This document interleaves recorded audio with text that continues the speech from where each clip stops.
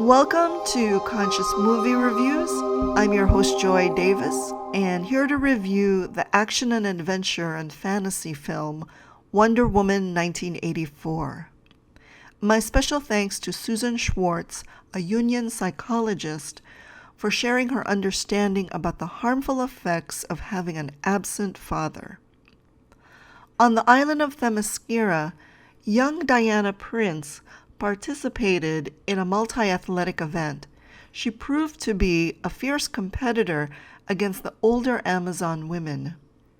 After falling off her horse, she took a shortcut that gave her an unfair advantage to win, but was forced by her aunt Antiope to forfeit because no true hero is born from lies. Raised by her mother, the Amazonian queen Hippolyta, and warrior aunt, Diana could not relate to her father Zeus, a distant god with a penchant for seducing and impregnating women. She was highly competitive at a very young age. On a subconscious level, Diana was really competing with her father like a strong man as a means of connecting to him that's out of anger for his betrayal. It's also to cope with not feeling good enough, compelling her to compete in an unhealthy way. After losing Steve Trevor, her true love during World War I, Diana spent over 70 years staying single and grieving.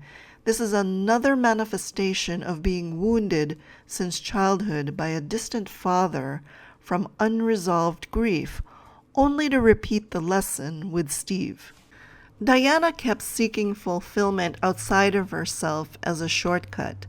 She can instead give herself love, acceptance, and approval. This is how to parent ourselves in a mature way. As a charismatic businessman, Max Lord appeared in infomercials for paid membership into his Black Gold cooperative that was really a business failure.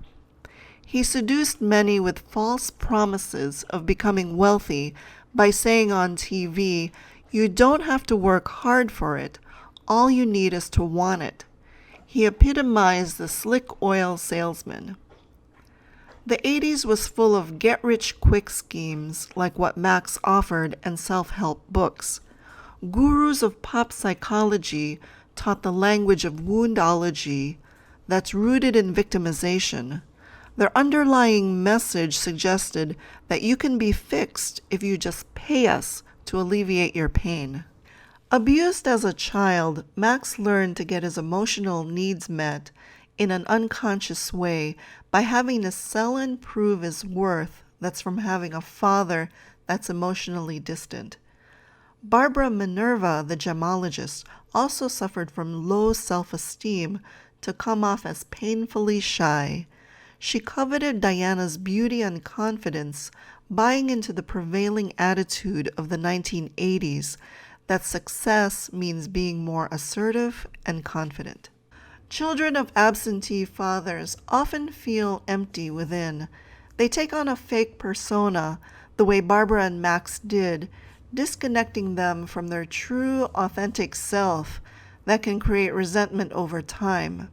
This is in stark contrast to the 80s, a time of individualistic self-expression, to stand out as unique, special, and with unlimited potential, but narcissistic when taken to an extreme. Narcissism, then, is not self-love, but self-hate, with a fragile ego that demands love and attention. Barbara was in charge of the Dreamstone at the Smithsonian Institute. She recognized that it was made of citrine. Michael Katz, founder of Gemisphere Luminary, teaches that therapeutic-grade citrine that's fashioned into a sphere is like a searchlight. It's especially beneficial for those who react in emotional extremes or lack an emotionally balanced nature. When held at the crown chakra, it shines a light on the emotional effect point to reveal the immediate mental reaction or first thought you have directly before you have an emotional response. With awareness of your first effect point, your emotional response becomes more controllable. Citrine then is analogous to Wonder Woman's lasso that reveals the truth, seeing the root cause of one's pain and suffering. The Dreamstone was designed by Delos, the god of treachery and deceit.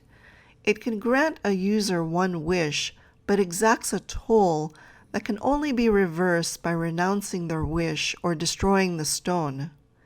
Diana wished for Steve's return, so he showed up in another man's body, a form of identity stealing. She would lose some of her superpowers as a sacrifice. Max made a wish to become the stone for its wish-granting powers, only to have his health deteriorate rapidly. Barbara wished to be like Diana. She was gifted with supreme confidence and superhuman strength as Cheetah Woman, but would lose her humanity. Everyone who used the Dreamstone took shortcuts to have their wishes fulfilled. Problems can show up in our life when we want an outcome that's purely out of selfish desire. The highest wish we can make is to have what God wants for us because it's His greatest intent for our well-being and spiritual growth. This is what it means to align your will with God's own so that any blessings you're divinely given cannot be taken away. Wonder Woman donned Asteria's armor of the legendary Amazon warrior. It was made of gold as a metaphor for how Diana tended to bypass life lessons to get to the gold too quickly.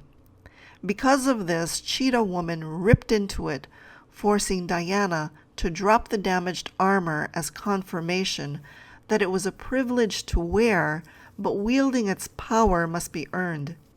Their battle ended when Cheetah Woman died by electrocution to signify that her destructive energies had to be cut off. When Max offered viewers a wish through his global telecast, it caused mass chaos and close to nuclear destruction. Wonder Woman captured him with her lasso to make a plea through Max, asking everyone to renounce their wish. She said, "Everything has a price. You cannot have it all. You can only have the truth." So he was shown it in a vision. The real truth behind his maniacal ways, that's from being an abused child, and then saw his son in great distress and needing him. In the end, everyone recanted their wish to stop the damage. Max did the same for his son's sake. Wonder Woman came to realize the truth and responsibility behind the lesson from childhood, that there are no shortcuts to becoming a hero. It entails being honest towards herself and others.